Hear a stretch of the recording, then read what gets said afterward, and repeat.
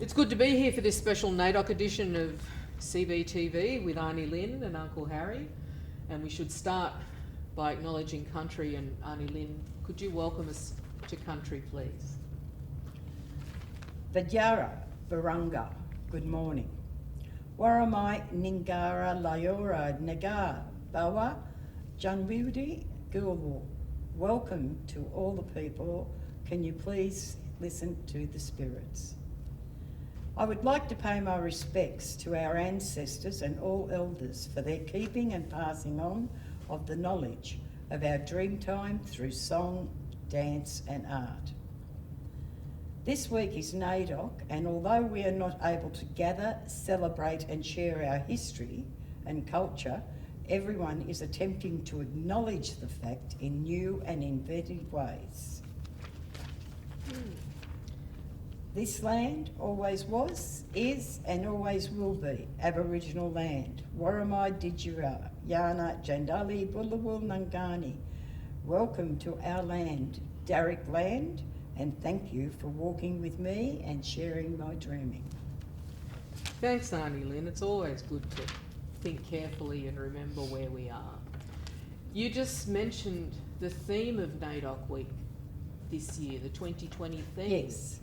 Yeah. What is the theme? Can you remind us again about the theme? It's always was, always will be Aboriginal. Well, it carries on to be Aboriginal land, but they're just using always was, always will be. Yeah. Which could do with a bit of an explanation, because some people, I think most people would have read it or heard it or something, but there are those out there that do not realise what it means. Yes. Yeah, that's I find whenever I read that phrase, always was, always will be, my mind immediately says Aboriginal land. Yes, of course.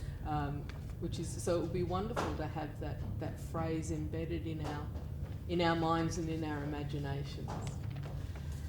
And that's where your welcome to country is really important, because having you here reminds us of the endurance of us all on our land. Yes, it does. And there can be different contexts with that saying. I mean, you know, I have read and I've seen Facebook jibs about the fact, oh yes, it's Aboriginal land, they just want to take it all back. But that is not what the meaning means, and there is more behind it, which has got a lot to do with our family and culture and where we came from. Yeah, yep. So the more we talk about it, the more we can share the stories and the more we can make it belong to all of us in Australia, I think. I think it's interesting to think about NAIDOC Week this year, because although this is historically NAIDOC Week, the activities have been postponed. Isn't that right, Uncle Harry? We've had a postponement of the NAIDOC Week activities. Can you tell us a bit about that? Yes, Jenna. We have been certainly guided by the National NAIDOC Committee, and they have come back and sort of advised the wider communities throughout Australia that NAIDOC Week has had special significance to Aboriginal and Torres Strait Islander people. Not only does it give us the opportunity to showcase our culture to the wider community, but also the opportunity for our families and organisations to come together and be proud of our culture, history and achievements. NAIDOC, National NAIDOC Week 2020 celebrations will now be held from the 8th to the 15th of November 2020. The November dates follow the decision by the National NAIDOC Committee to postpone NAIDOC Week from the original July dates due to the impacts and uncertainty from the escalating coronavirus pandemic across our communities and cities. The postponement was aimed at protecting our elders and those in our communities with chronic health issues from the disastrous impacts of COVID-19. As cooler weather approaches, the need to protect our most susceptible remains. Further announcements regarding the National NAIDOC Awards and the reactivation of the 2020 NAIDOC local grants round will be made within coming weeks. The NNC understands that the July dates for NAIDOC may still be acknowledged by communities and organisations. However, we are mindful that those celebrations and physical gatherings will still be impacted by the various state and territory COVID-19 restrictions and social distance measures. We also acknowledge the commitment and tireless work of the many committees, organisations and individuals in our local government areas whose passion each year makes NAIDOC Week an outstanding success. We thank you for your understanding and working with us during these uncertain times. We are coming to work across the LGA to ensure that we will be able to come together in November to make NAIDOC Week 2020 a suitable and fitting celebration of the theme always was, always will be. And I think that's a great message to come across to our wider communities as well. Yep. Who knew that we'd be in these circumstances thinking about that time? But it gives us plenty of time to look at where we are and think That's about correct, that later. yes. Yeah. So we miss our July activities here for NAIDOC Week. Well, we do and we don't. We're missing our big event that we normally hold. Yeah. But here we're doing this on behalf of the committee, and we also did hold an online children's art competition. And a lot of the different councils and organisations are doing things, and we mustn't say to schools, for instance, they're not to celebrate NAIDOC Week. Now, they can't have their big assemblies, they can't have the big shows and dances and everything like that, but there is still ways and means that the teachers can imbibe the idea of NAIDOC and the theme of NAIDOC within their classrooms. And this is something, I mean, there's a lot up there on Facebook. There are various organisations that are putting things out. Various councils are doing it in a different way. There are still art exhibitions being held, and most of the art galleries are open with restrictions, right? But they are open and they are presenting Aboriginal artwork for NAIDOC. Isn't that terrific? So I think, in fact, what we've just revealed is that there's a second meaning to that always was and always will be theme. I think what we've just revealed is that always was and always will be NAIDOC Week in the first week of July, regardless of where coronavirus is or what kind of restrictions we're experiencing. This first week of July always was and always will be our week of celebrating our Aboriginal and Torres Strait Islander cultures, our people, our resilience, our endurance on country.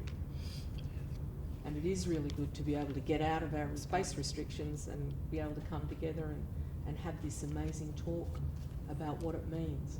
It uplifts my heart and it makes me feel good on country, on what always was and always will be Aboriginal land. So I thought the other thing to do in NAIDOC Week, as we celebrate our cultures, our history, our politics, our survival, that it's a good moment to reflect on the Uluru Statement from the Heart. There's some action and movement as we try to get some traction moving towards changing the Constitution. And here in our Canterbury Bankstown local area, I'm always really pleased to think about our historic connection. That Woolarrawari Bennelong was Wongal. He lived here in this country and he was one of the first proponents of recognition of Aboriginal people to the British when they first arrived on the first fleet. And then, of course, up into 1933, when Uncle Joe Anderson delivered his incredible speech over there on the banks of Saltpan Creek, where he said, all we want is representation in federal parliament, because there's plenty of fish in the river for us all and plenty of land to grow all we want. And so he promoted that idea of celebrating and recognising Aboriginal culture too. So to think about the Uluru Statement from the Heart is to think about our connection of this country to this next, I think, important moment of nationhood. And so this is what the Uluru Statement from the Heart says. It says, "We, gathered at the 2017 National Constitutional Convention, coming from all points of the southern sky, make this statement from the heart.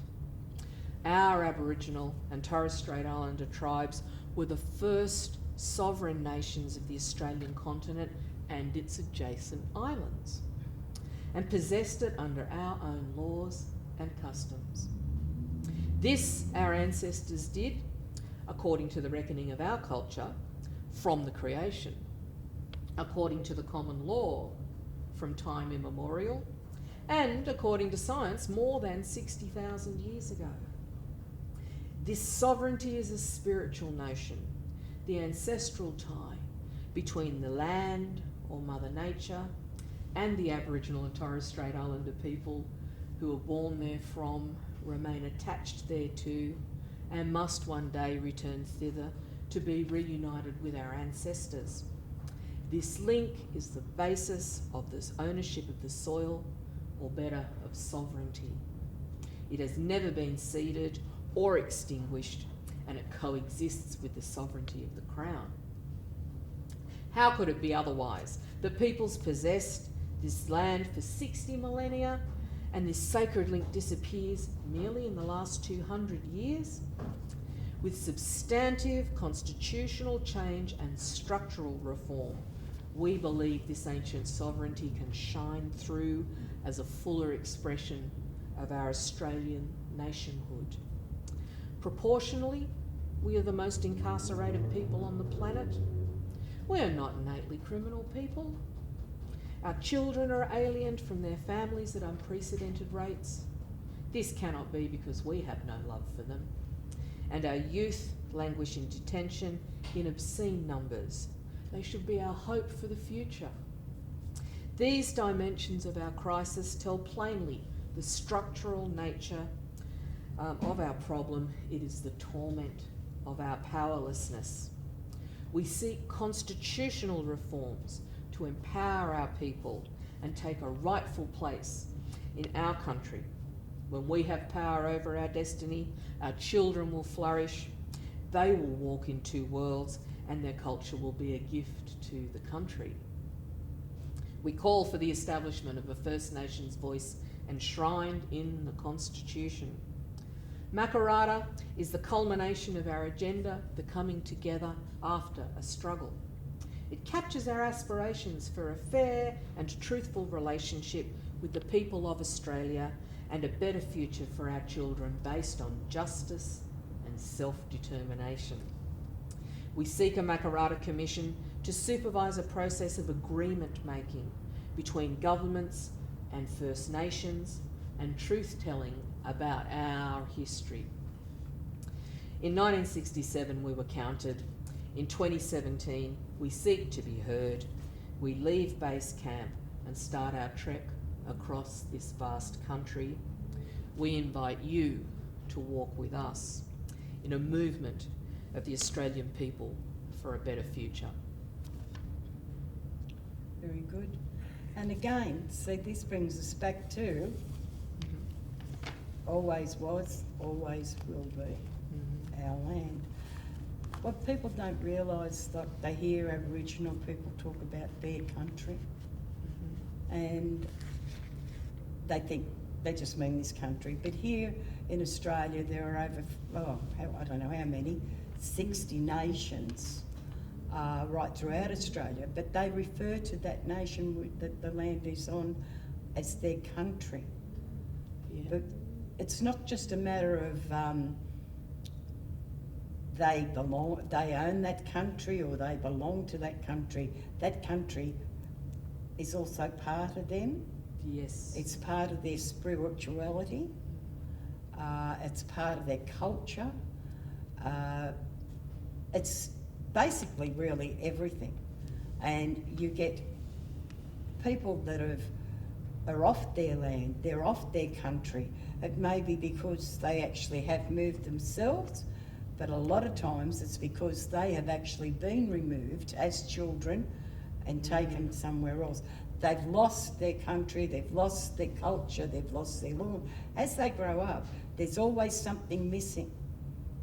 And because we deal with a lot of people that have had this happen to them, we realise that what they're missing is their country. And it's absolutely wonderful to see them go back on their own country, because it's like a great weight has been lifted off them. Yes. And their Yes. home. So again, it brings us back to what this theme is all about. It means a lot more than Indigenous First Nation people owning this land. No, I think the word that you use constantly there is belonging. Yes. It's about belonging. And Uncle Harry, you know how good you feel when you get back on country. It's a wonderful feeling, and no matter, particularly when you grew up on the land and your life takes you away from it, but it's always in your heart, and you always have that desire. And many people, if certain circumstances allowed, they would always continually go back to country and just to see and to hear the memories and stories that were passed down over many, many times. Yep. Hard to get back to country at the moment, but we carry it in our hearts and we look forward to getting there. So I'm lucky. I always stay on my country. That's right. And so thank you for sharing country with us, Aunty Lyn. Thank you for sharing country. And can I say happy NAIDOC week, Aunty Lyn. Happy NAIDOC week, Uncle Harry. It's good to be here and share it with you. Same to you, Jennifer. Same to you. Thank you.